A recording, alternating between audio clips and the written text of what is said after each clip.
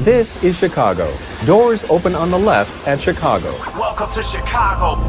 Welcome to Chicago. Welcome to Chicago. This is Chicago. Doors open on the left at Chicago. Welcome to Chicago. Welcome to Chicago. You tune in to the TCSF podcast with Big Z in the house. This week we've got JC Dynasty Fantasy Football, and we are coming straight to you from the 606 Media Studios, powered by True Chicago Sports Fans. This is episode 271, Big Bear Letdown, and we're fired up to dive into everything that makes Chicago great, which is our Chicago sports teams. Remember, 606 Media is your ultimate source for all things Chicago. Don't forget swing by 606media.com to snag your official TCSF podcast t-shirt, or check out our exclusive For the Love of Sports merchandise line. Show off your Chicago pride. And if you're at one of the remotes that we're at, we've been at Output Lounge in Berwyn for the past 3 weeks. Now we're moving on. We got one more week there, and then we're moving on to another location. We have exclusive merchandise done by JC himself.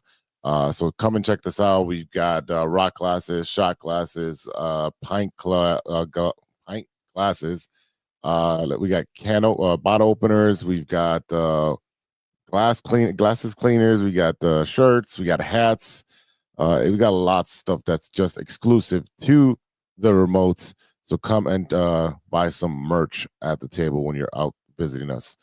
Again, if you're watching on Facebook, we got YouTube, we got Twitch. Smash. That's right. Smash and subscribe. Hit that, smash that button. And if you're listening on your favorite podcast app, please leave us a 5-star review. It means the world to us. Again, I check the comments on YouTube. I know JC gets involved as well when it comes to the Facebook. We got Serge is taking care of the Twitter. So you'll get one of us if you're looking at social media. So definitely reach out and get interactive with us. If you're looking for more ways to get involved, support the show with a monthly subscription at anchor.fm / True Chicago Sports Fans. As little as 99 cents gets the conversation going. Again, while you're with us at 66 Media, you have Intoxicated with Big Z, another podcast where we dive into deep, fascinating stories, engaging discussions, and insightful interviews, and plenty of humor. We have done a one weekend with Steven and Sean, and as he's noticed that Steven is not on the show today because it was his birthday this past Saturday, and he lost his little voice, little baby voice. Yeah. Wah. Wah. He's not even watching. Well, what a P. So check out that. I don't even know if they've recorded an episode because he was, let's say, on a happy juice. That my lord. So let's strap in and get ready for an unforgettable ride through the best of Chicago sports culture and beyond. So let's get started with our Chicago football team. I got my sounder right here. Come on. We got 3 up and 3 down. Right. Yeah. There we go. I think I'll put Oh, that's the baseball one.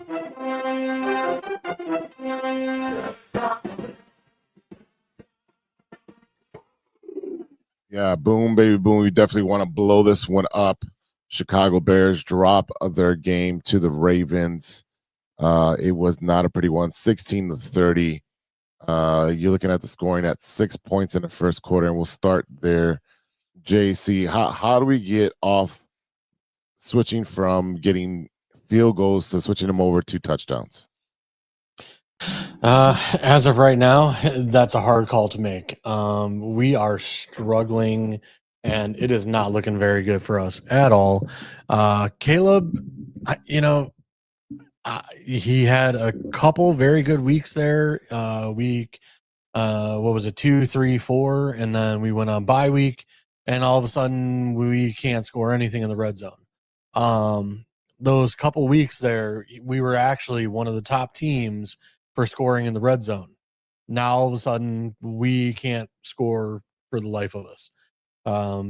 How we fix that, I don't know.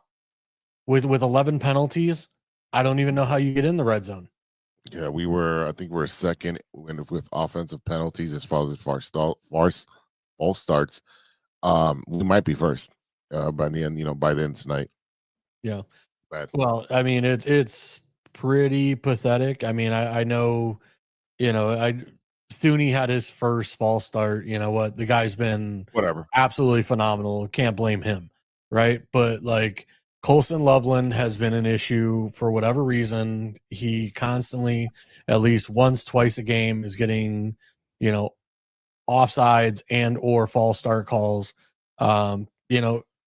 Hey, you were a first round pick, dude, and you played for a long time with the college team you were on, right? So there's no excuses. Like you should be able to stay on sides, and you should be able to know when the ball is snapped, because you know what? Sometimes, yeah, wide receivers, when they're far out wide, they don't see when the ball gets snapped. They're going off of, the cadence and everything else. You know what? Loveland and Komet, they've been tight to the line where you have visual of when the ball is snapped. All right. Right. I don't know what else to tell you.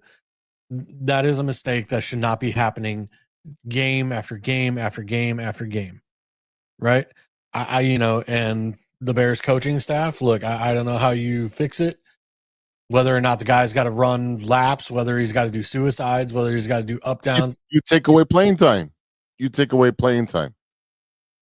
Well, the problem is Cole Komet's hurt, and that's why Loveland is getting even more playing time than usual. However, it doesn't take away the fact that, you know what, these are mistakes that you should not have even made in college, and now you're a pro and a first-round draft pick in the top 10 to boot, and you are still making stupid bonehead mistakes that should not be happening. It definitely should not be happening. I know we had Loveland with another penalty in the red zone. They were able to Caleb was able to overcome it, which was great. But again, scoring 6 points in the first quarter that should have been 14. Actually, it was a very big surprise for me when I looked at the injury report 90 minutes before the game and see that Cairo Santos was back starting. I thought you should have gave him another week. Maybe 2 weeks more than that, because it was a leg and a groin that can really act up very quickly, especially for a kicker, because it's all lower body. Moody was doing just fine. He has a bigger leg. I thought he had confidence, especially even hitting that game winner for us. Reward the kid. So that was a big surprise there. But you're looking at the numbers. Calebwilliams, 25 for 38, 285, 1 interception. On paper, it looks great. 285 yards looks amazing. The one thing is that interception is where he's staring down his receivers, especially Roma Dunze, because that's where he goes to when he's in trouble. That he goes to his number one guy, right? The guy who has the biggest relationship with, his biggest chemistry with.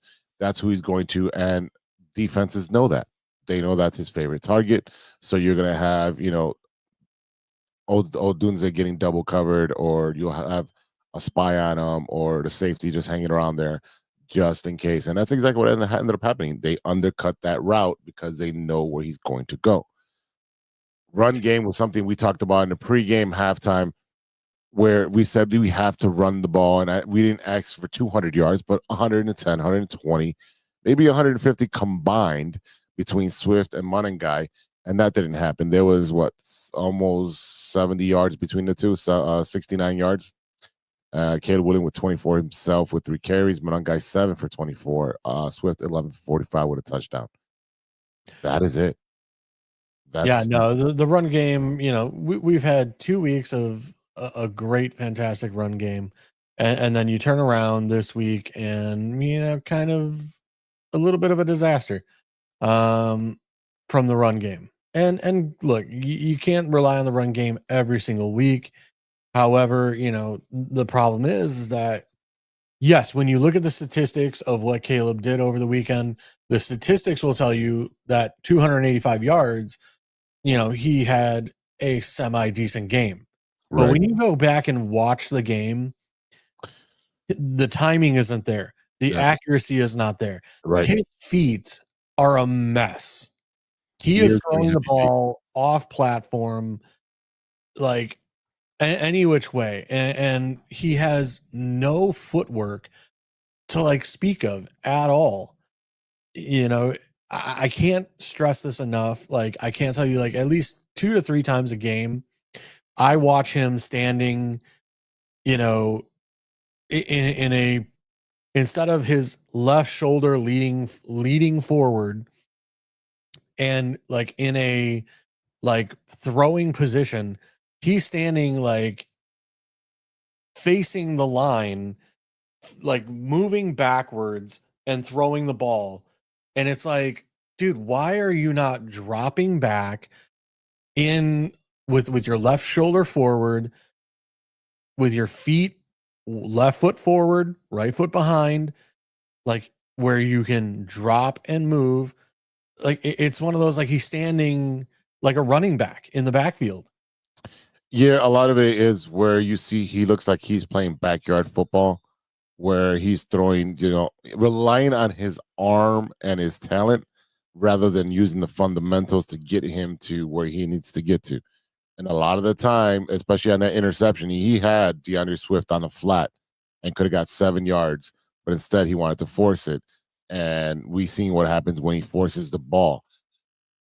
He did make a couple bit better decisions with seeing the green in front of him and saying, you know what, I'm going to run. On one of those big runs, he could have just, especially that was towards the end of the game, he could have slid out, ran out of bounds instead of sliding inbounds. That would have saved the timeout, which would have helped Cairo Santos, maybe even got a couple more yards to get him a little closer because he doesn't have the leg. But yeah, there's a lot of decision making that's very questionable against Calebwilliams, and I know he comes out in the post game conference and is like, I was making the right throws, making the right reads, and then when he watches the film, whether he watched it today or he's going to watch it tomorrow, he's going to see that he left a lot of opportunities again, with the running back being in the flat, or even Loveland right over the middle, wide open, or everybody. DJ Moore is open a lot, and that one was like almost like a Hail Mary where he just threw it up and DJ Moore made a spectacular catch, one-handed catch, and got us down the field. But other than that, DJ, he has 4 for 73. Rome Odunze 7 for 114. Again, on paper, Rome Odunze looked like he had a great game, but in reality, no, it really wasn't that. Loveland had 3 for 38. They went to Loveland for the first play in the beginning of the game, and then after that, 2 more times. That's unacceptable. I want him throwing way more to the tight end because it's going to get, if you start throwing it right between the hash marks where he's going to sit or in a crossing route or whatever, you've got to be using that tight end more. Maybe he's been using more pass protection because we don't have Cole Kmet. But at the same time, man, every NFL team uses that tight end a lot more than 3 receptions. So I don't know. What do you think about that? Yeah, I just keep going back to like the stats tell you one thing, right? Like he was 25 of 38 for 285 yards, 65% completion rating, right? Like the stats will tell you one thing, but when you physically watch the game, yeah, his footwork, his fundamentals, the way he takes a snap, the way he drops back, like everything about his fundamentals are like terribly wrong. Mm-hmm. And one of the criticisms of him coming out of USC was that yes, he is a backyard football player. He makes off script plays, right? Like that is what he is known for and everything else. But guess what? In Ben Johnson's system, you need a Jared Goff that is going to make the plays in rhythm, make the proper decisions, and get the ball to the playmakers so that they can do their job. It feels for me, it feels like he's big gain hunting. I'm trying to get the biggest gain available. And it doesn't have to be that. Get it to the wide open receiver or your running back in the flat or your tight end over the middle.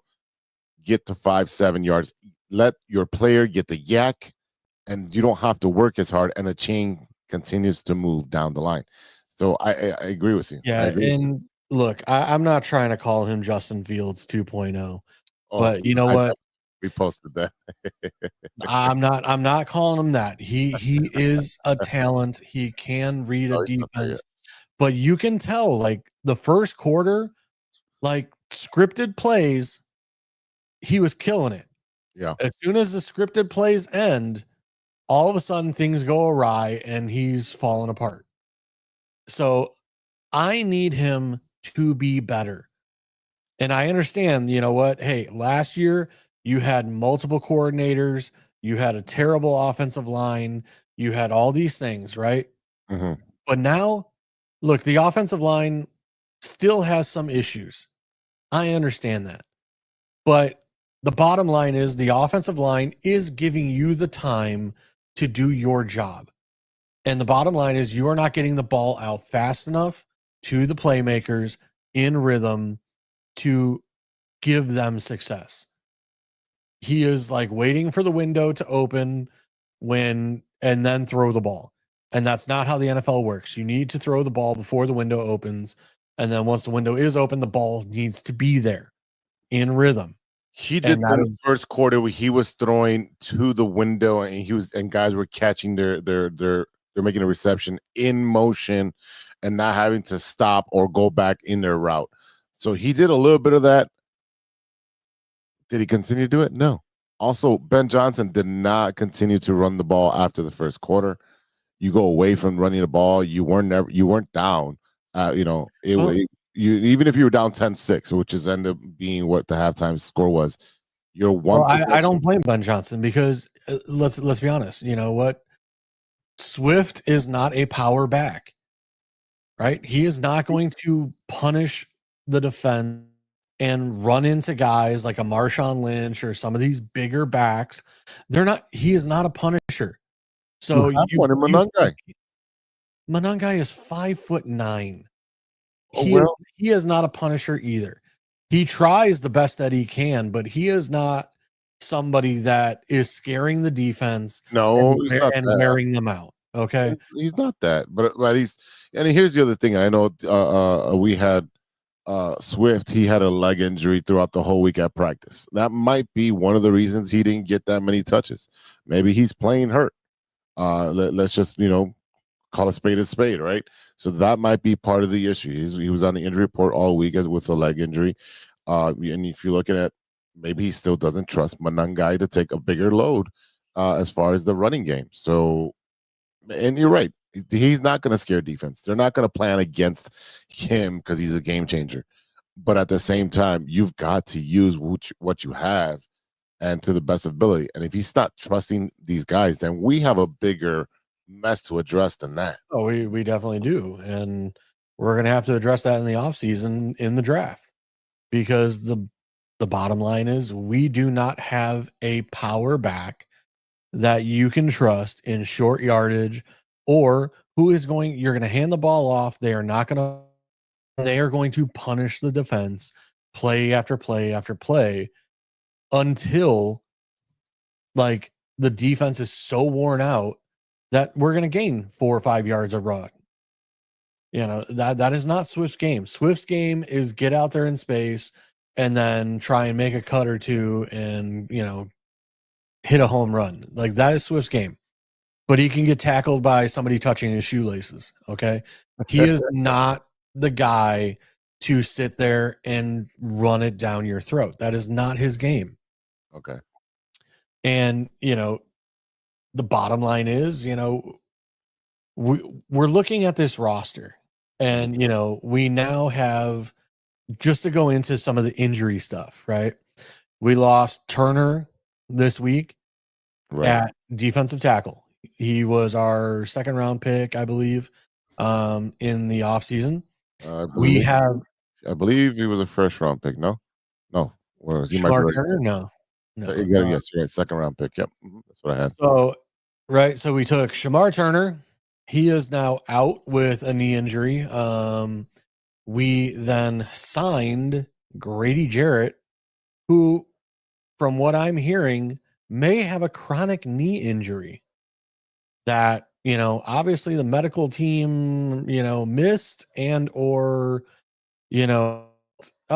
won't be that big of an issue. Well, we're paying him roughly, I think, let's see, he's due 7 or 9 million this year. Next year, he's due guaranteed salary 13 million, cap number 19 million next year. Yeah.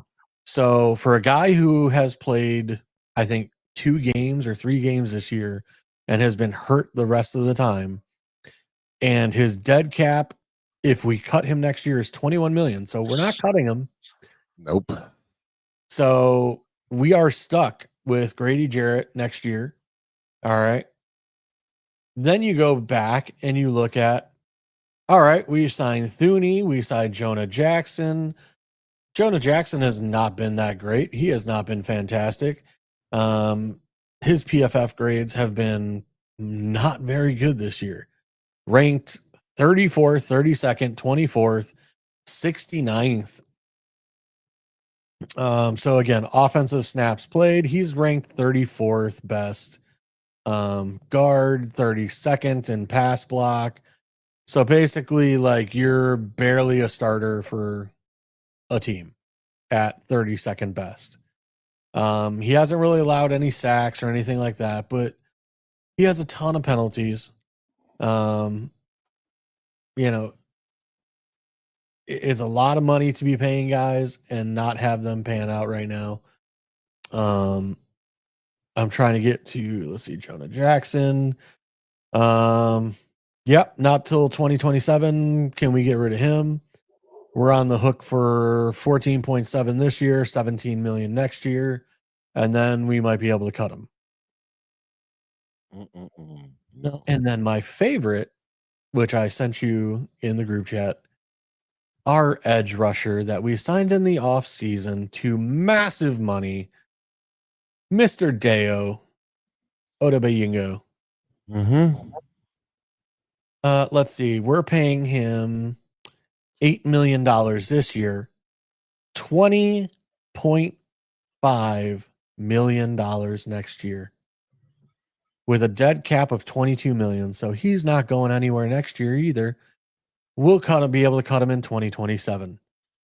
So basically, Ryan Poles, you have shot yourself in the foot by signing terrible fucking free agents constantly.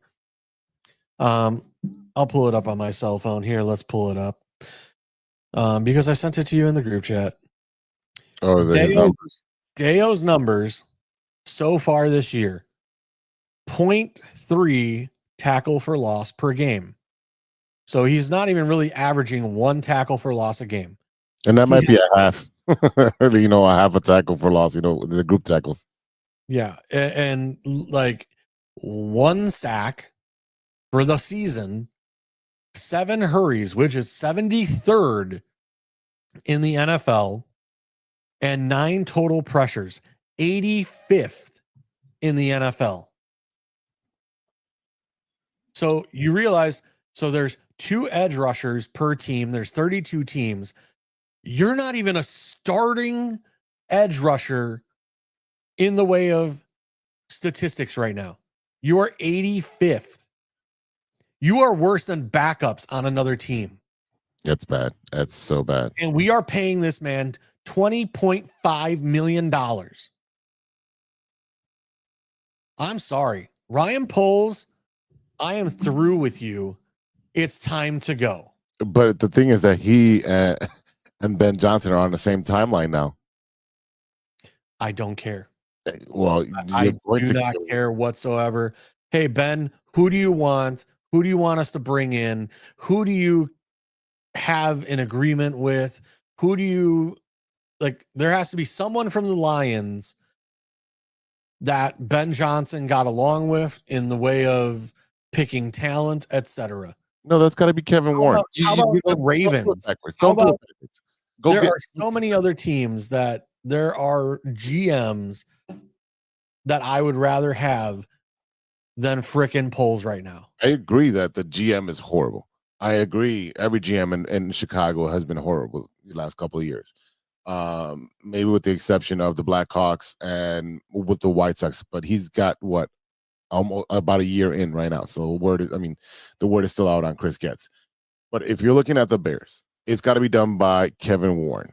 It's got to be done. I hate that backwards mentality that we had where we we have the coach hire the GM who then is stuck with a quarterback that they don't want. Like, we've been through that carousel. It does not work out.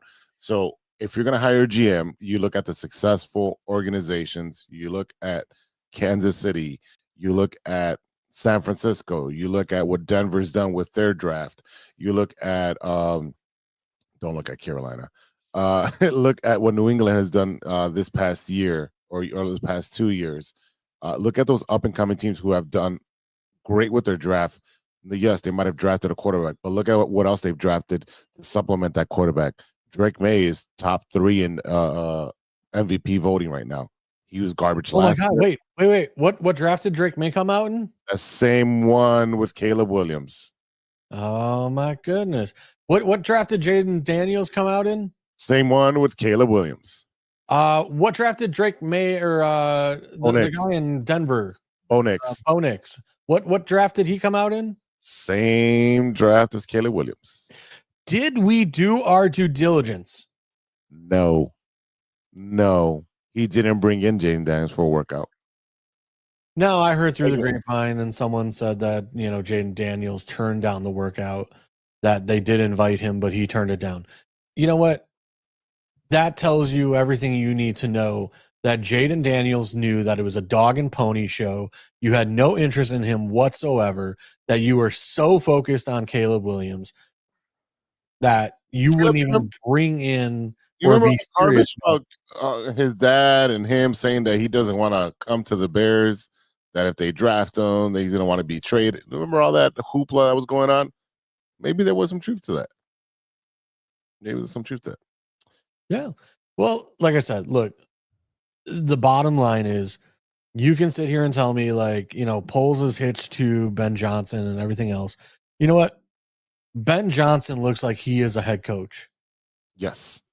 Like they got that right. They actually got us a head coach. But the bottom line is the roster that this guy is putting together, whether it be Chase Claypool or Ryan or Bates, or how many offensive linemen did we trade for last year that were freaking dog shit?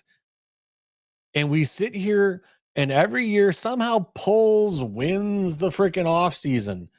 But yet our team is dog shit. We haven't had a Pro Bowler in I don't know how many years now, and no freaking all pros. We haven't done shit in like 5 years. Nope. It might have been Trubisky. Don't give me this shit that Poles is a good freaking GM. I'm over him. I think everybody's on accordance with that. He's never been a good GM, especially the way he's been handling the draft picks and drafting. And trades have been just horrible.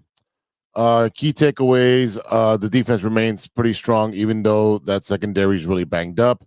The offense and coaching needs to be better going forward, especially the offense. And I think when I say coaching, I'm talking about the penalties pre-snap. That's got to be cleaned up once and for all as the Bears look to go next week versus a formidable opponent who I know why they lost. I mean, to Justin Fields, it was by 1 point. They lost 39-38 to the Jets, which was their first win, which was a whole nother ball of wax there. But you're looking at a team that's 3-5, pretty much exactly how you guys are, 4-3. You're looking at old man Joe Flacco, who's going to be throwing to Jamar Chase, Chase Brown, T. Higgins. They got Noah Fant as their tight end. They also got Thomas Brooks. What the difference is that Joe Flacco right now has the shortest time to delivering the football to his playmakers. Yeah. He is getting the ball out of his hand like Tom Brady-esque. Yes. Like he is getting the ball out of his hands to his playmakers extremely quickly, which for the Cincinnati Bengals, this is something that Joe Burrow needs to be watching and saying, oh, I don't need to be taking sacks like I take. I could be doing exactly what Joe Flacco is doing, getting the ball out of my hands, getting it to my playmakers, and letting them do their job. Yeah. And then Caleb, who is going to see it firsthand over the weekend, needs to also take notice and do what Joe Flacco does and start getting the ball to his playmakers faster. Yeah. 12 receptions by Jamar Chase. I don't know how much targets he got. Maybe 15. I believe he had 16. There you go. I was close. 91 yards, 7.6 average. Didn't get a touchdown. It went to T. Higgins and went to Chase Brown. But that ball was spread around, but your number one guy got the ball. And we have our number one guy, Roma Dunze. Let's just put it that way. It's not DJ Moore. Let's be honest. We have multiple guys who could be number ones. Next year, there's going to be multiple guys that are number one, and it's not going to be DJ Moore. It's not. And at this point, you should be, are we contending for a wild card spot? Time will tell. I don't think so. Not the way we're playing, not the way this offense isn't scoring touchdowns. So don't be expecting that. Take a look here. DJ Moore. I mean, DJ Moore to a team can get out of his deal in 2027. He is due $28.5 million next year, $28.5 million 2027, $28.5 million 2028. So unless it's a team that loses the number one wide receiver and is going for a Super Bowl and is on track to go, that's going to be a large salary cap to move and for a team to be able to take on. And most of your playoff teams, New England maybe, could definitely absorb something like that. I'm trying to think of any other teams. Maybe Denver. Denver, I mean, they have Cortland Sutton. Could they use a second wide receiver? Yes. Like again, looking at Chargers, no. Kansas City, I don't think they can make the money work in Kansas City. San Diego has Quentin Johnson, our guy from last year, Keenan Allen, and Lad McConkey. So I don't see them doing it. Buffalo, Houston, San Francisco could definitely use a wide receiver. They're always injured. Miami losing Tyreek Hill. I mean, Atlanta. I mean, there's a lot of teams that need wide receiver, but it's can they afford to take on the salary? And that I don't see many teams being able to. The New York Giants might be able to take on the salary. Well, they're going to need because they have some lower salary cap, with quarterback situation, etc. But all right, Jason, give me your predictions. Give me your predictions for next week's Bengals, Bears, and I believe that's at Cincinnati. So, I think we get absolutely dog walked. It's going to be like 34-13. I mean, let's be honest. Even with Joe Flacco, the quarterback play is going to be so much better than us, and our defense is just absolutely depleted. We're down Jalen Johnson. We're down Grady Jarrett. We're down Shamar Turner. Like our defense, especially in the secondary, no Kyle, no Gordon, like we're just depleted. There's only so much the defense can do when the offense is not putting points on the board. I understand that, the past couple weeks we've had 3-4 interception over games. But at the end all be all, we've talked about, we are not capitalizing and putting the points on the board from those turnovers. Kicking 3 field goals, that's 9 points. That's not a touchdown, which is 7 points, right? Yeah. It's just not going to be good enough. Beating teams by 1 point is not going to get it done when you have 4 turnovers. Yeah, I seen a loss. I'm gonna wait to give my numbers as far as what I think it's going to be till pregame. But because I got to look at the injury report. But it's going to be, like you said, a dog walk. I think Cincinnati's going to be just feeding Jamar Chase and just feeding him until you can stop him, which they're not going to be able to. So you'll see just maybe he gets 15 catches for like 250 yards. I don't know. I will say this. I mean, look, our cornerbacks that are playing right now, especially with Jalen Johnson being out, I mean, they're playing pretty dang well for guys who are, like I said, late round picks and or pickups off the street, 5th round picks, etc. Mhm. Right? Nathan Wright has been fantastic this year. Stevenson had a rough going at the beginning of the year. I think he's done a little better recently. He's out.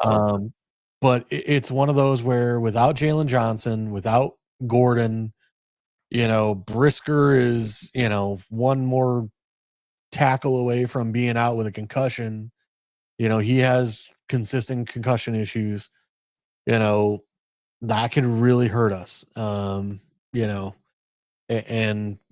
basically that's where I'm at is just, I don't know what to say. Coming into the season, I had high hopes, which, I mean, let's be honest, Bears fans, we have high hopes every start of the season. Yeah. But, I said, honestly, if we were a 7 to 8 win team, 10 at max. I would be a happy man, right? We're sitting at, I think, 4 wins right now. Yeah, 4 and 3. I mean, but we're getting ready to go into the worst part of our season here in the upcoming weeks. You don't see a lot of wins on this schedule. No. We do not. And maybe the Vikings, because they looked really, really bad against the last couple weeks against their opponents. Well, Carson Wentz is going to play on.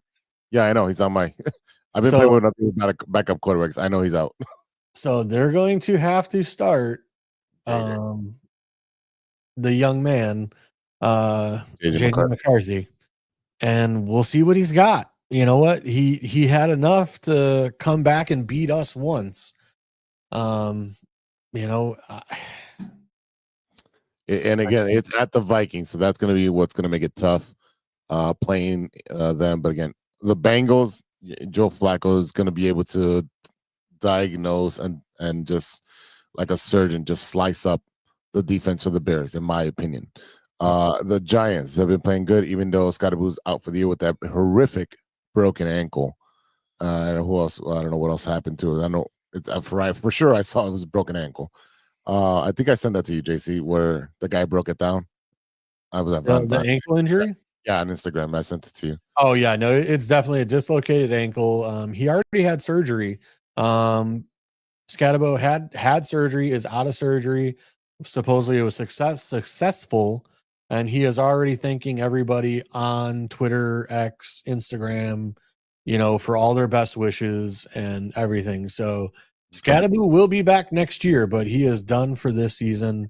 They said he'll already be starting rehab like next week. So, but yeah, I'm literally just looking at our schedule. It's Bengals, Giants, which, I mean, the Giants have been putting up 30 points a game roughly. Yeah. Vikings have been, a shell of themselves, but could they beat the Bears? Yes. Yeah. Steelers. Aaron Rodgers owns us. Yeah. Moving on. Eagles. Like, even if half their team was gone, I think they could beat us. The Packers have looked horrible this season, but they keep winning. Yeah. The Cleveland Browns, we might have a chance with the Cleveland Browns. Yep. There you go. And then we go back to the Packers. Another loss. The 49ers, hopefully, by the time we face them, they'll be healthy. I think McCaffrey will be out by then because they'll be hurt. McCaffrey's hurt every year. That's 2 wins for me. And then the Lions, I think that's a win. So they end with a 3-game winning streak, in my opinion. I don't see us beating the Lions. You know why? Because they may have secured their playoffs at that point already. True. So however, I think their backups are good enough to beat us even by the end of the season. If we take loss, win, loss. Again, I think the 49ers could potentially be a loss if they get back some of their wide receivers like Ricky Pearsall and I am blanking on the other wide receiver who has yet to play this season. Oh, he came over from the No, he was there. He had a ACL last year, and he has yet to play this year yet. If he comes, he'll be back by December 28th. Are you talking about Jawan Jennings? No. You're talking. I mean, they have the Marcus. He's on my brother's fantasy team, and I just am completely blanking on it because Sky Moore. No. Kendrick Bourne. What else do they have? Kendrick Bourne. Nope. They don't have many wide receivers, bro. I'm looking it up. Give me 1 second. They don't have. No. They don't have a lot there. They have Jawan Jennings. Brandon Ayuk. Oh, Brandon Ayuk. Oh, my God. Yeah, he has not played this year yet. He's not even on the main page right here. Yeah. So like I said, if Ayuk comes back from injury, I think 49ers could potentially beat us because even if McCaffrey goes down, guess what? They traded for Brian Robinson. Something the Bears didn't do. So, and like I said, the Lions, I just feel like by that time of the season, the Bears will be so defeated and and again, I hope, we can keep our guys, morally whatever, but I think even the backups of the Lions could beat us potentially that late in the season because the Bears will just be so defeated that they'll just be ready for next year. So you have 6 losses in a row. So that'll put us at 4-9. A win against the Browns, that's 5-10. I think the Vikings could be a win and the Browns, but I think that would be about it. Okay. Steelers, the Steelers have not played all that well. If the Steelers could get a wide receiver, I think they could be better. But like I said, they really don't have any playmakers on the Steelers that are game changers. He's called Aaron Rodgers. Well, maybe the Steelers could use DJ Moore. Yeah, they could. Let's not go down that rabbit hole. Yeah. JC, let's take a break. On the flip side, we do the Madhouse on Madison report. We'll talk about our Bulls and our Bears and a surprise report on a playoff team. So we'll be right back after a word from our sponsors. Hey there, Chicago enthusiasts. Are you ready to take your fandom to the next level? The True Chicago Sports Fan Podcast has got you covered with some serious cool merch that screams Chicago pride. From cozy sweaters to trendy tank tops, we got it all. Show off your love for the city with our iconic red, white, and blue logo, or stand out with our exclusive collection for the love of sports. Whether you're lounging at home, breaking a sweat at the gym, or cheering on your team at a game, our gear is a must-have for all you diehard Chicago sports fans out there. Don't hesitate. Visit bonfire.com/store/606-media-store/ or simply just click the link in the description and snag your gear ASAP. Get ready to make some noise, show your pride, and embrace the Chicago spirit with True Chicago Sports Fan Podcast merch. Designed for you, the ultimate fan, for the love of sports. Hey guys, it's Steven. And this is Sean, and you are listening to True Chicago Sports Fans. Don't forget to listen to No War on the Weekend. New episodes on Monday. You can find us anywhere you listen to podcasts. Yeah, so we're going to go do a couple of shots. So let's kick it back over to Big Z. To the True Chicago Sports Fans, and we got JC, Dynasty Fangs Football, in the house, and it is time for our Madhouse on Madison report. Do I have a sounder for the Bulls? I think we do. It's been so long. Yeah, we do. We can play with it. Can't play too much of this because of YouTube. You want to get flagged by Big Papa there. The Chicago Bulls, who are playing right now, I got the score on my phone going. What are we at? We've come back. It's halftime. They're at the UC. They're down 1 point to the Atlanta Hawks, 57-58. They're 2-0 in the season. At one point, we had every team that's playing right now, which is the Blackhawks, the Bulls, and the Bears, with a winning record. So we're looking at the Chicago Bulls, and they're playing pretty good team ball. They don't have anybody who is going to. I mean, Giddy's been playing well. He was out today, I believe. Yeah, no Giddy today. So you're looking at other guys to step up. And I know we're not going to talk about JC's favorite player on the Bulls, but you're looking at a team that can play with a bunch of tryhards at the beginning of the season until they meet up one of the big juggernauts, and then they'll get exposed, right? Oh, Giddy is playing. I'm sorry, correction. Giddy's Bulls are it's 58-60 right now in the third quarter. Oh, it just started. Yeah. So it started updating. Yeah, Giddy with 12 points and 8 rebounds as usual. He's going to be your number one guy. I know White is out for a couple more weeks, and then he's got to get to basketball shape and all that. That's it's gonna take like a month. And again, I prefer her to get healthy all the way, because I believe he had a calf issue.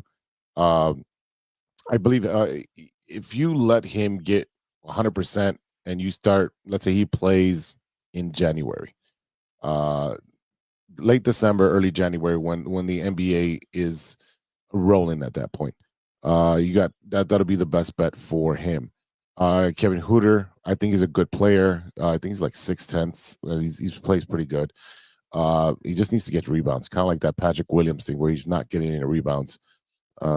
Patrick Williams has 2 rebounds. Woohoo! I don't get it how you're so big and not able to get rebounds. Again, Hutter has 11 points. You got Giddy with 12.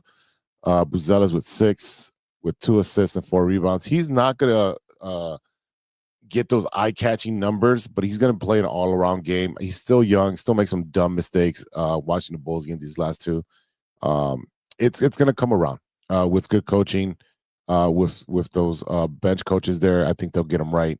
Okoro, who we traded for in the Lonzo Ball trade, has 5 points, 1 assist. Vucevic, it's going to be a triple-double machine, and I think they keep him. To be honest with you, they trade him, yes, but I think they keep him with this team just to be the veteran presence. Excuse me. He has 8 points, 4 assists, and 6 rebounds, so he'll probably end up with 16, 8, and 12. Like he's always gonna be close to that triple double. He's definitely gonna his double double. Trey Jones has been a blessing to have at guard. They got him starting. He's got 7, 4 assists, and 5 rebounds. And yeah, pretty much everyone else is not doing much. I like Trey Jones, but I like Ayo Dosunmu better. And for some reason, they put Ayo Dosunmu to come off the bench, even though Ayo Dosunmu's been with the team a lot longer. So I don't know how just another guy who comes in last year in a trade, I think he was in the Zach LaVine trade, takes your spot. And as a guy who's been on the team, drafted by the team, how do you where's your pride? Where's your pride of being like, hey, this is my spot, my team, and if Trey Jones is just that much better, cool. But for me, I feel like these young guys that we've drafted don't have that killer instinct. I want Ayo Dosunmu to be like, no, I'm going to play a lot better. Kind of like where Kobe White got better every year, to be like, no, I'm going to be the guy. That's what I need from Ayo. I really need that from Ayo. I need that from everyone else on the bench, from Dalen Terry, who is buried at the end of the bench. Javon Carter, buried at the end of the bench. Jalen Smith gets to play a little bit to spell Vucevic, but if Vucevic is rolling, stick with Vuce. And then Noah Sange is just nothing. Yeah, let's be honest. There are only 2 players on this team that to me are off limits. Everyone else, goodbye, see ya. I hope you get traded. I hope you move on. I hope we do not pay you. I do not care. Those 2 players are Buzelas and Giddy. That's it. Everyone else on this team, I do not care about you. You can be gone, and hopefully we can sign some better players. We can go for some max, players. We can. That's a good joke. That's a really good joke. Because no one signs here. No good player signs here. I understand that, and you know what? Like I said, if we can open enough salary that we can bring in 2 guys to play with each other that want to play with each other, that would be the best case scenario. But the bottom line is there is nobody on this team that, other than Giddey and Buzelis, make me feel warm and fuzzy that will ever be a good team in the next 2 to 3 years. Well, Zach LaVine will be available. James Harden, Trae Young, LeBron James, CJ McCollum, all old. These are all old guys. Yeah. Chris I don't Middleton, want these guys. yeah, Porzingis, all old guys. Hartenstein, 27. I don't think we need him, especially for that kind of a price tag. He's probably going to ask like for $40 million a year. Andrew Wiggins, no. Tobias Harris, no. Fred VanVleet, no. Draymond Green, no. Anthony Simmons, I don't think he's worth that type of money. Let's see. John Collins, no. Terry Rozier, the guy who got picked up by the FBI. Yeah, that's not happening. He's getting his full salary, by the way, for the year from Miami. No, but like the bottom line is like Kobe White, right? Like he is one of those guys that he is good from time to time, but then it's like he'll have 2 weeks where like he disappears. And it's one of those where it's like, I like him, but it's one of those where it's like, I also don't like him because it's like, dude, I can't trust you to consistently be here and be a guy. Like, I mean, he is a what is his name? like he'll score 31 one night and then he'll score 8 the next, and it's just it's mind-boggling. It's very much Klay Thompson. When he's hot, it's unforgettable. He can hit from anywhere. The rim looks like an ocean, and then like you said, he goes in spells of like 2 weeks where 8 points and can't find the rim. Yeah, I get that. But he's also only 25. Well, not even he's 25. He's going to be 25 at the end of the year. I know. I guess for me, it's just one of those, like, if I can get some draft picks for him, like for a couple first rounders, it's one of those where like maybe in the draft we can get some studs. Like, don't get me wrong. Like, so you're saying rebuild again? Not with this front office. This front office needs to go at the end of the year or midway through the year. They're saying we've been saying that for a while. I don't. They're preaching patience. They need to go, everybody, top to bottom, change the way you do your organization, because you're as bad as the Jets, in my opinion. Remind me. Who owns the Bulls? Michael Reinsdorf. Yeah. Do you really think that's going to happen? No, the stadium is packed every week, every game. Stadium's packed every game. Just to put a bow, I know because they're live right now, so it's kind of hard to break like down. I said, I mean, Io, like, I know you're a big fan of Io. To me, Io, I am. I just feel like same thing. Like, he's way too injury prone, way too whatever. He's never really there to prove to me that he is a guy. Patrick Williams, we know what he is, and we paid him. Why? Yeah. And now we can't get rid of him. Nobody wants him. Nope. We're stuck with a bad salary. Like, who signed off on that guy to get paid what he got paid?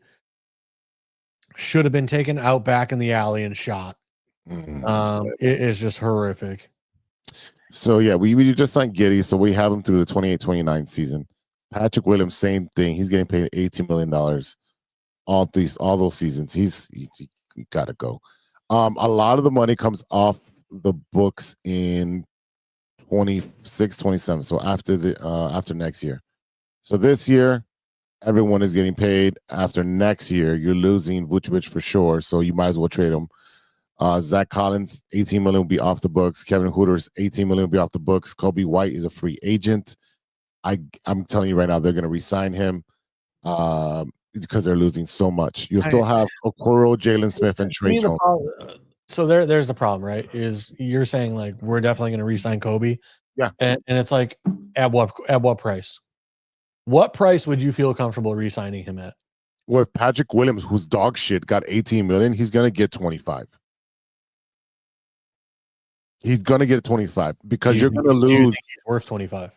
I mean, the numbers are inflated. We're playing with monopoly money, right? It's not coming to my pocket.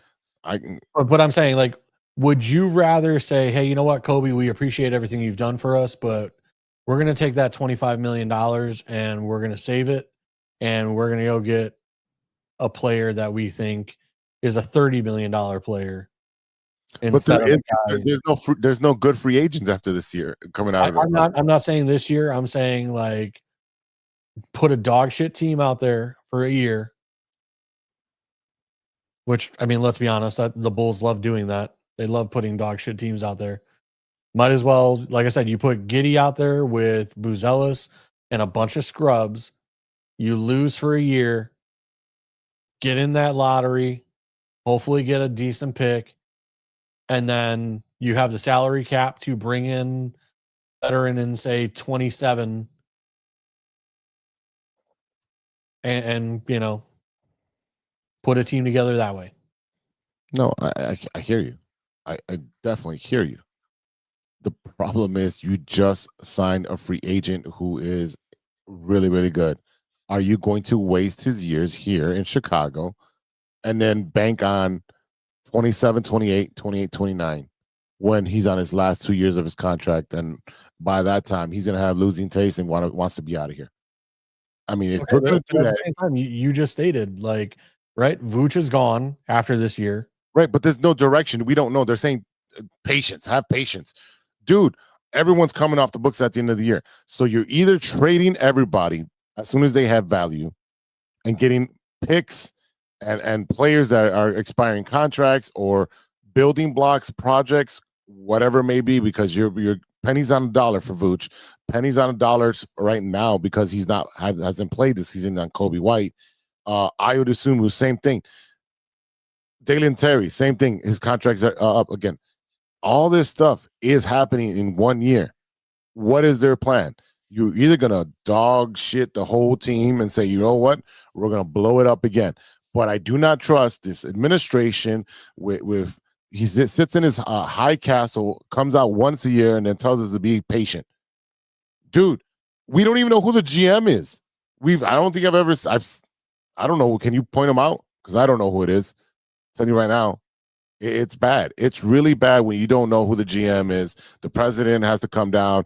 Like, this makes no sense to have this administration do another draft. Just like the Bears, I do not trust that man to draft. Just like what happened with Jed with the Cubs. He swung for the fences and got Tucker. Gave away a very high prospect that ended up playing every day for the Astros. He's gone. He's not coming back. Right? He swung and missed because his contract was up at the end of the year. What happened as soon as he got his contract? Before the All-Star break, he made no trades to help the team because his job was safe. He made a few moves, but it was no splash. Nothing to win. You took a bunch of White Sox players that we discarded at the end of the year so they can go get some playing time with a playoff team. And one guy that was horrible for us last year, and he went to, what was it, the Nationals or Philly, whoever you traded with, I think it was Nationals. He was horrible, and he was horrible for you guys. Like, you tried to get lightning in a bottle and say, oh, we can fix these projects. No. You should have got guys that were proven winners that get you over the hump. And they didn't do that. That pitching kicked their ass. Was it Ratledge? Yeah, I'll pull that up for you.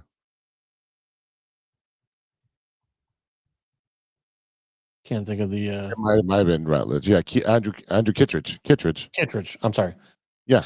So, I mean, like I said, Kittredge was better than what we had, and then I forget the guy. It was a Palencia that we brought in. So, not to get away from the Bulls, all right, but you know, we're sitting here talking about that. Yeah, like what we have right now, right? Can the Bulls go to the playoffs? Yes. The play-in. like right. So they're good enough to do that, but they're not good enough to win. So my opinion is, if we are not good enough to compete and win, then like we have to do something to make this roster better. And the bottom line is we cannot do that with what we have. Vooch, I'm sorry. Look, you know what? You've been decent for us, but you're better served on another team. Goodbye. I'm going to get what I can get and move on. Io, same thing. You know what? I have no ties to Io. I don't think he is that good. I think he is a middle guy that can come in, serve you minutes, get you some points here and there. But in the end all be all, is he a superstar? No. So, He is a sixth guy. He is a guy it comes that, off the bench and runs the offense. right. But is he a superstar like Giddey or Buzelis? No.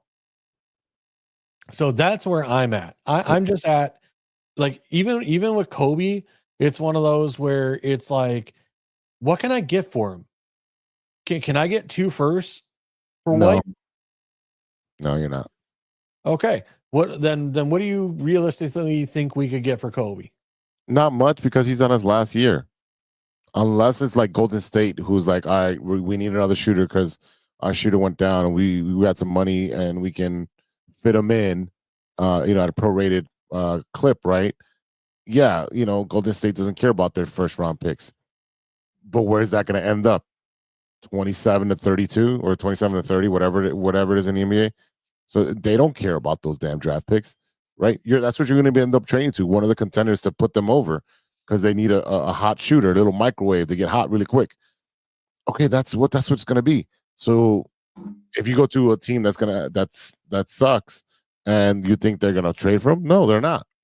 They're not. So I don't think there's much trade value, especially him being hurt right now. But you're looking at Vooch again. He is an all-star machine, a triple-double machine, double-double machine. Can definitely help out a contender because he's very offensive-minded. He plays within the team. He can distribute the ball. He's a team player, not a bad guy in the clubhouse. So for a contender, definitely they will look at it. And I guarantee you, he's going to get calls. But he had more value last year when you had 2 years on his contract. So, all right, flipping it over to the ice for the Madhouse on Madison report. The Blackhawks dropped the game against the Kings yesterday. They will play tomorrow, I believe. Yeah, I think they do play tomorrow. 10:28. Yep, tomorrow. Yep. Versus play tomorrow against the Ottawa Senators. So I mean, Blackhawks continue to build, changing the narrative of what they look like. You're seeing a lot faster play, a lot more scoring. It's 2-1 win, 3-2 win, 3-1 loss. I'm not sure how good the Kings are at the moment because they're up and down. But again, you're going to play the Senators, the Jets, and the Oilers in the next 3 games. They're building quietly. There's no big splashes. They're building quietly. Like, oh, we need a defenseman. Cool. We're going to trade somebody. Bye. They're doing very quiet things, and they're looking a lot better. I just feel like this is the team to look out for in about 2 years. Give them 2 years, and they're going to be with Bedard. It's going to look like a monster. Yeah, I mean, look, it's a good thing because, obviously Bedard is a younger player and, he's gone through quite a bit of losing, and you don't want him to be comfortable in that losing, right? You want him to start playing better and feel successful, feel that he's on a team that has a chance. Mm-hmm. However, just like the Bulls, like, I need the Blackhawks to still be at the bottom to get a few more draft picks or players that are of high caliber. That's the problem, is that, like the Bears for years is when you're picking at 17 of 32 picks, you're not getting those top tier talent players. And not only that, you're in that range where the guy may pan out, may not pan out.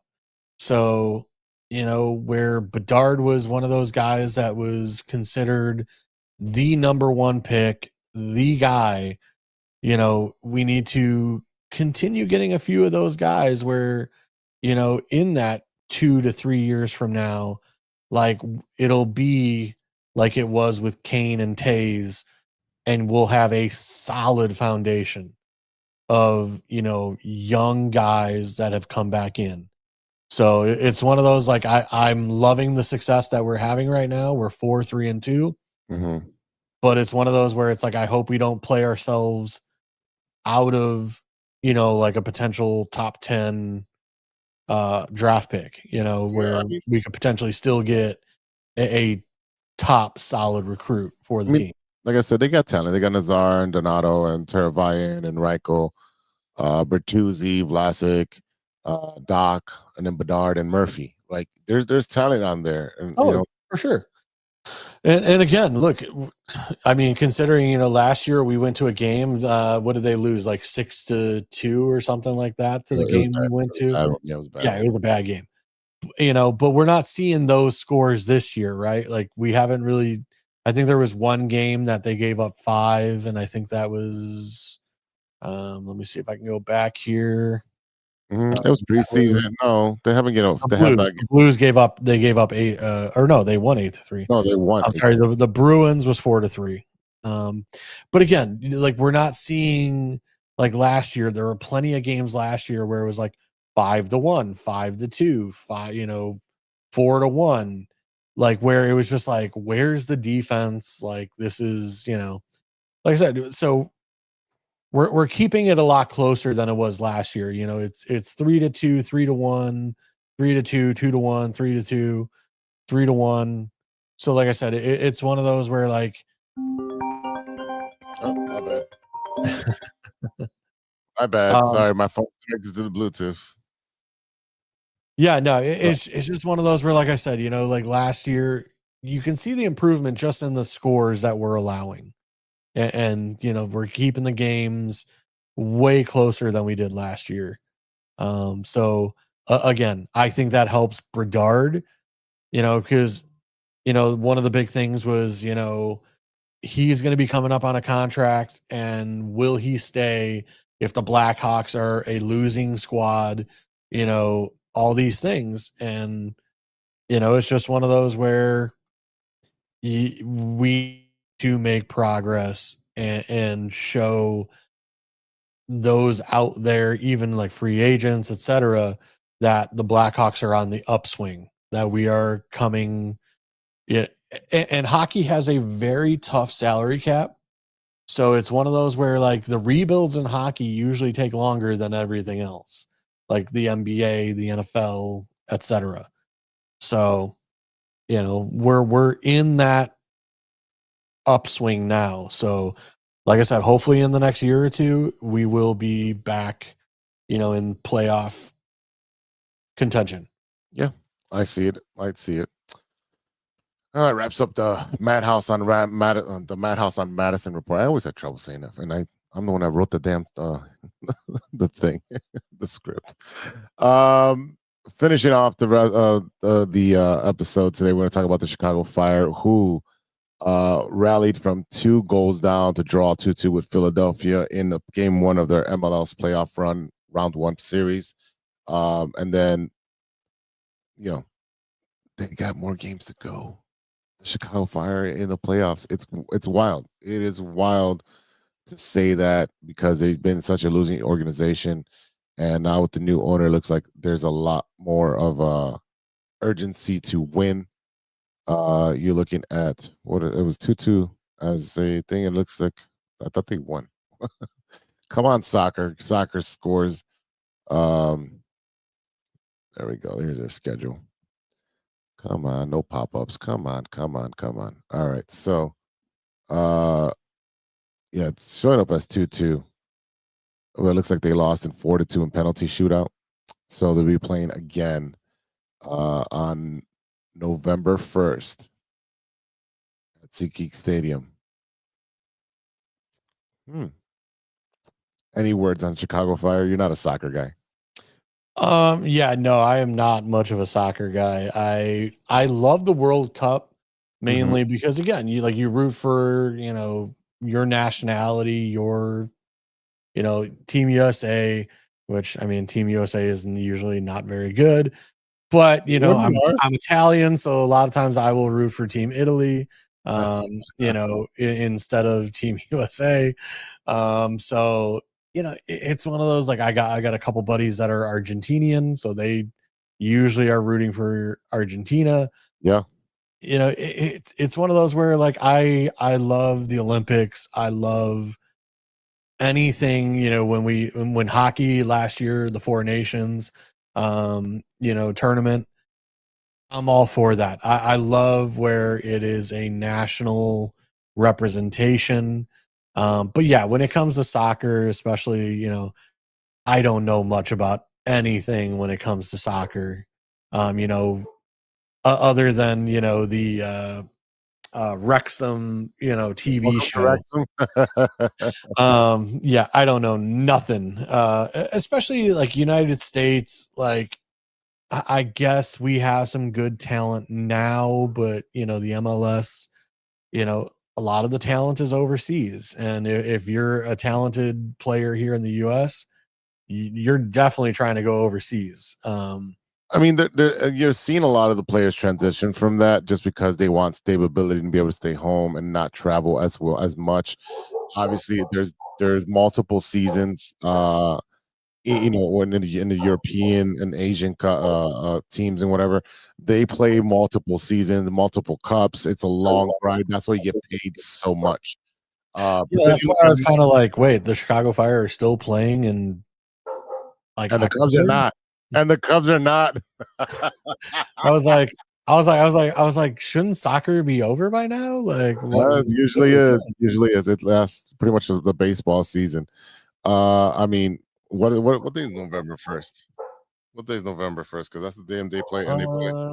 That's Saturday. Is it? That is a Saturday. Halloween is a Friday. Yeah. Yep. Well, maybe we go to a game. I mean, tickets are $32. Where do they play? They're playing at SeatGeek Stadium, so their old stadium out in Bridgeview. So there's not a bad seat in the house. Hey, I might be into it. Yeah. What's the weather that day? Something like 40 degrees. Yeah, if it's 40 degrees, I don't know about that. Yeah, just because, like, over the weekend I was feeling kind of froggy myself, so it's one of those where. Yep, 49 degrees. It's gonna be a cold one. Oh, I mean, I've done football games and stuff like that, but yeah, with soccer, I don't know. Yeah. We'll think about it. The weather may change by then. Yeah, well, they're coming home. They're down one game. It's a best of three. It's going to be nuts because I love that stadium because it's so small and intimate. There's not a bad seat in the house. Section A, you're standing up the whole time and cheering. It's nuts. It's nuts. Loved it. Love being a supporter of the Chicago Fire. I had season tickets for multiple years. Once they went to Soldier Field, I've never been, so you know what? We'll discuss it off air and we'll think about it. Because I've never been there. I've never experienced a Section 8, yeah, a soccer game here in the States. I don't know if Philadelphia is any good. I don't know if the Fire is any good. Like I said, I'm not a big soccer fan. Like I said, I got people at work that they're United. They're like all the European teams, right? Like they're the Arsenal, all the like they are huge soccer fans, and they are watching games at 3 a.m, 4 a.m, and like I said, I am, if it's one of those, like if it's again, if it's a World Cup, I'm in for it. Yeah, Olympics and World Cup is usually where I'm a huge soccer fan. I'm like, 'cause I'm cheering for I'm cheering for countries, right? And I think that's where I'm at because I'm a casual soccer fan. I'm not watching the Mexican League. I'm not watching the Saudi Arabia League. I'm not watching, the Asian. I'm not doing that. I'm not waking up at 3 and 4 in the morning to watch a soccer game. I don't knock people that do. That's your jam. Go for it. Cool. I think it's awesome that there's bars that will open up at 3 a.m., 4 a.m. after closing at 2 a.m. Love that. We have a bar down the street, Cleo's. They do that for us. But yeah, It'll be a fun time. We'll talk off air and we'll see what we'll do that. But go Chicago Fire on Saturday. Go Chicago Bulls this week. Go Blackhawks. And if you're gonna hang out with us for one last time at Output Lounge in Berwyn, 3250 Grove Street. I always want to say Avenue. Or it's gonna be our last time there.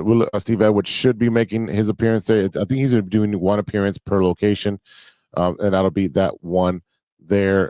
We had a lot of fun. We had a lot of people win prizes. Some people bought some merch. I think I got a couple pictures here. Let's see. Met this lovely couple. They bought a hat. This lovely lady won a shirt. She came in like in the third or fourth quarter and won a shirt. Let's see. This lovely lady as well won a shirt.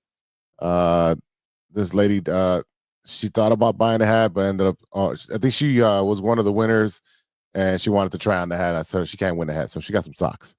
I was like, that's not happening. You can't win a hat. Those you got to pay for. So yeah, Steve Edwards is going to be out there. Me, Ivan, Steven. I know JC works Sunday, so he can't go, and Steven usually works. Yeah, I know.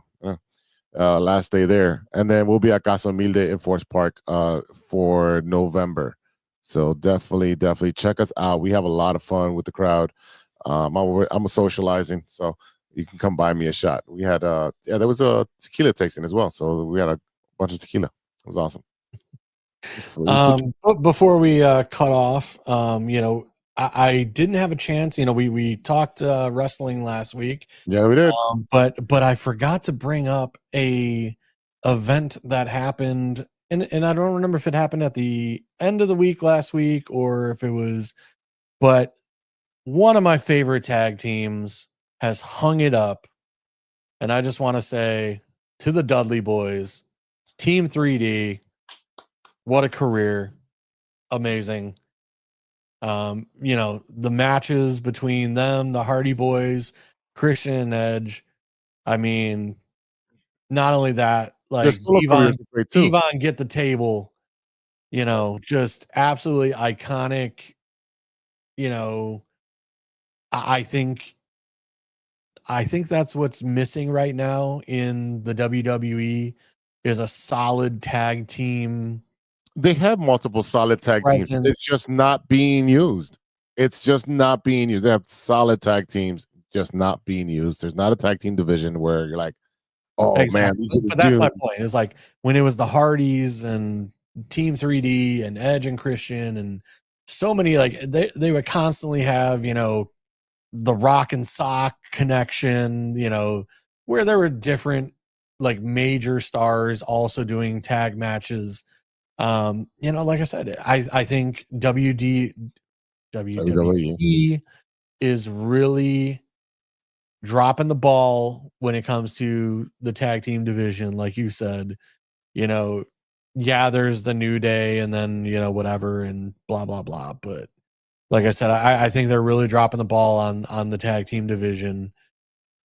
Yeah, there's no storylines with the tag team division right now. It's literally like, oh, they're going to have a match. Okay, but why? Where's the why? Why am I being invested in this match besides the acrobatics that they're going to be able to do, which is cool? I'm going to remember those spots, but I'm not going to have an emotional attachment to the match. Right now, there's a lot of stuff going on. Seth Rollins is actually hurt. He had surgery. Jey Uso threw out his brother over the top rope last week to be the number one contender. So this Saturday at Saturday Night Main Event, they'll be fighting for the title. I don't see an outcome coming out of it. They're going to be interrupted by Braun Breaker and Bronson Reed.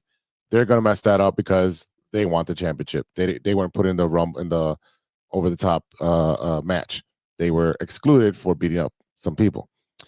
So I think that's what they're going to do. They're going to mess it up, and you're going to have to continue that.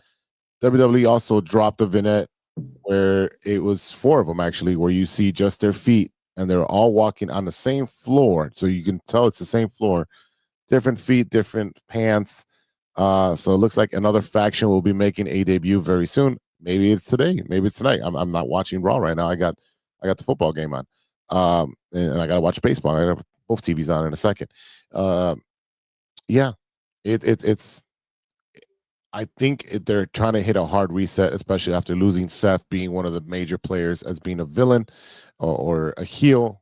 I think Cody might be turning slowly. I don't know if they want to do that because they don't have a white meat baby face that's as popular as he is. Like he is kind of like the new John Cena, where he's just selling out merch, kids love him, and he's just a good guy. Yeah. I also hate that they keep burying LA Knight. Like he starts simmering, he starts boiling, and then they bring him back down. They turn off the heat. Yeah, I mean, I read something that there were like 80,000 dislikes on a YouTube video. Oh yeah, that WWE posted for Jey Uso. Yeah. So it's one of those, like, the people are trying to tell you, like, you know, and don't get me wrong, Jey was very hot there for a minute. Yeah. And like I said, it seems like the people are starting to cool off now that, you know, the storyline is a little messed up, you know. But the bottom line is, again, the reason why I brought it up is because, you know what, Team 3D, Spike Dudley, Devon, and them were one of my favorite tag teams, you know, of that era, along with the Hardy Boys. So the proper send-off for them was to clearly go against the Hardys. Yep. One last match.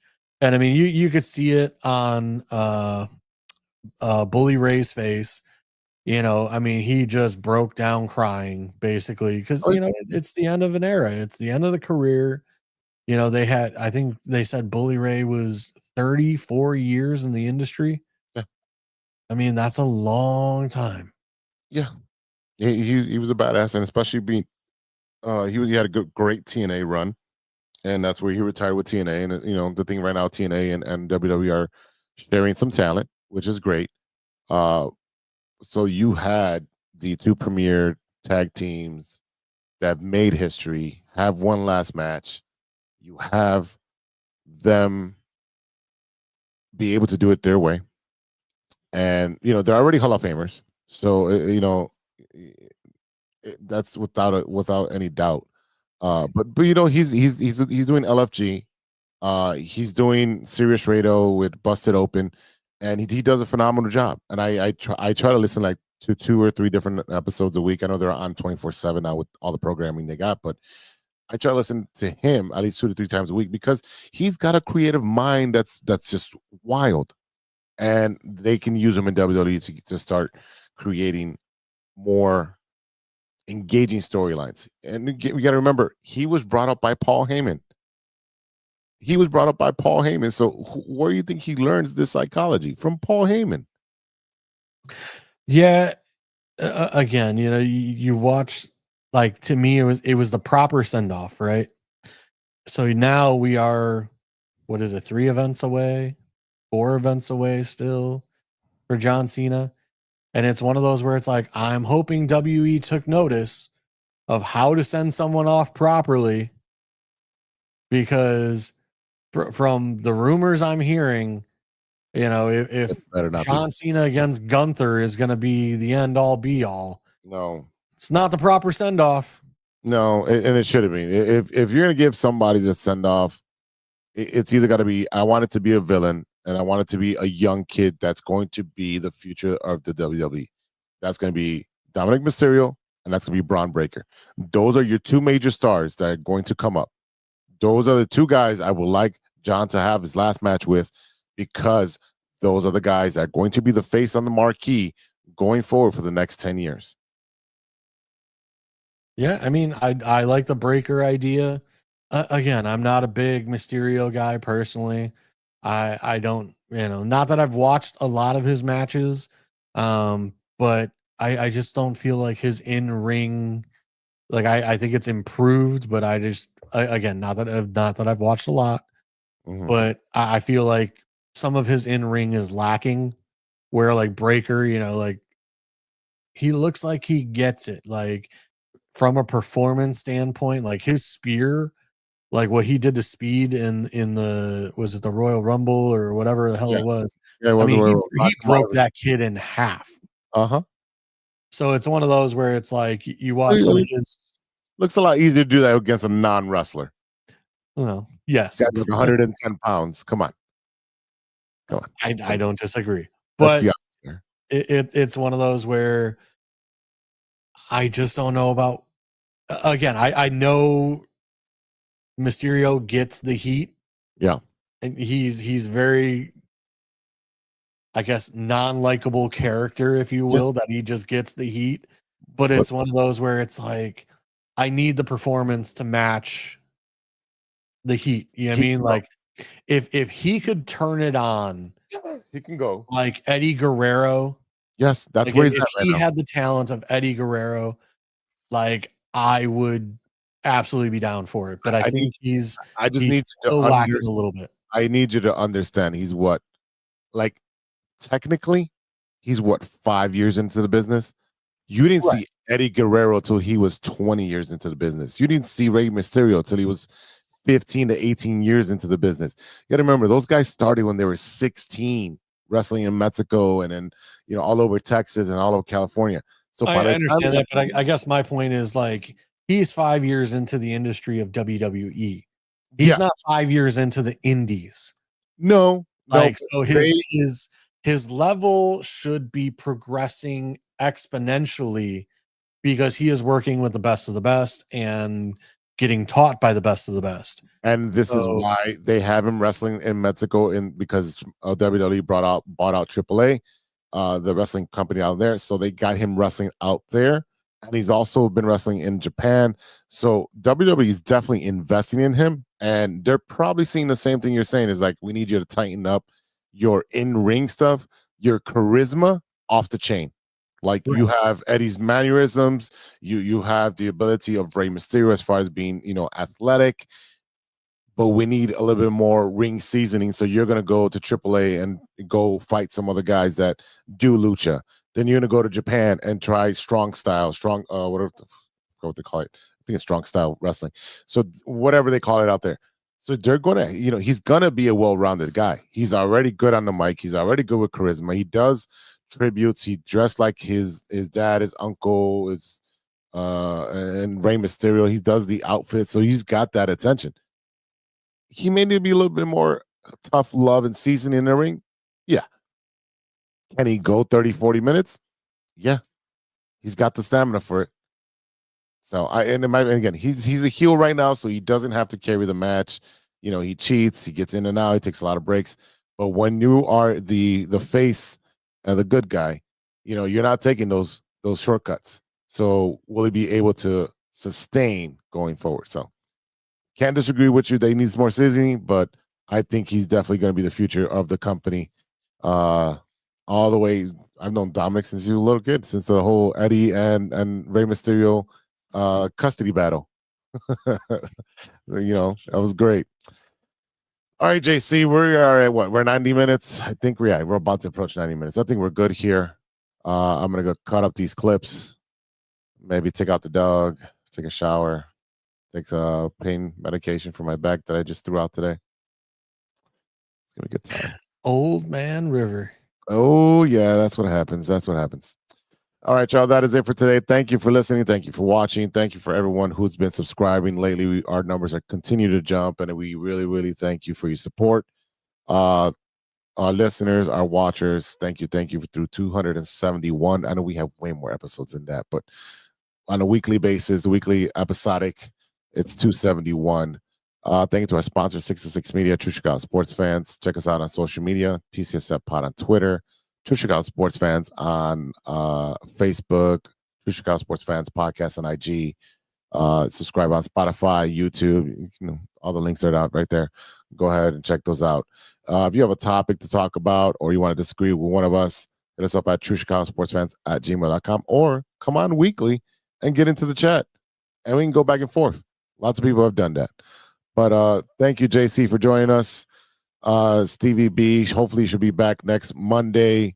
Ivan will be with me this Sunday at Output 3250 Grove Street for the pregame, halftime, and postgame show. So I am Big Z. We'll see you next time for episode 272. And until then, be good to each other for the love of sports.